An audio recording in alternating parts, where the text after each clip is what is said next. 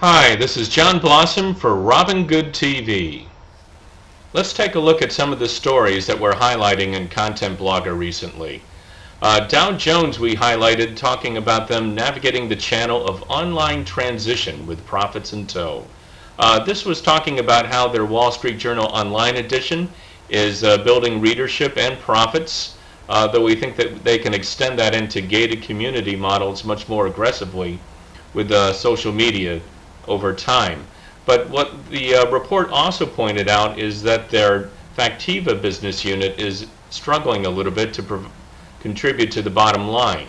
Operating margins for Dow Jones Enterprise Media are at about 23.2%, due in large part to the relatively thin margins at Factiva.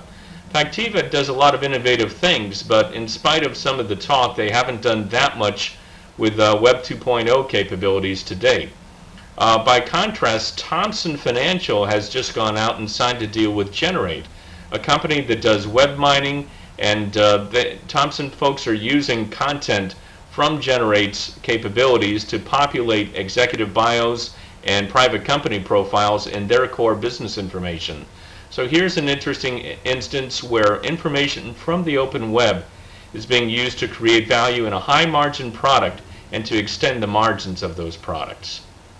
CNET News notes that, at least in the eyes of them, YouTube's video debate of Democratic presidential candidates actually worked. Well, that's debatable in the minds of a lot of people, I'm sure. But what's clear is that CNN managed to go through 1,700 potential questions that YouTubers posted and generated a lot of excitement in the process. And some interesting questions were fielded, although the quality of the answers you can judge for yourself, I suppose. It also allowed a lot of the candidates to generate their own buzz on YouTube, including a cut on, which is kind of a play on John Edwards' famous haircut, their own clip on YouTube, as well as a candidate's own ability to snatch up their own clips in YouTube format for people to look at, highlighting what they thought were their highlights as well. So YouTube is certainly going to be a key factor in the presidential race this year, and so watch for more events where users are trying to reach out to the candidates and vice versa. And finally, I touch on this article from LA Times, which talks about the relative ghost mall that is Second Life these days. That's not to say there aren't things happening there, but what was supposed to have been a marketer's dream has gone belly up for a large portion of people who had expectations.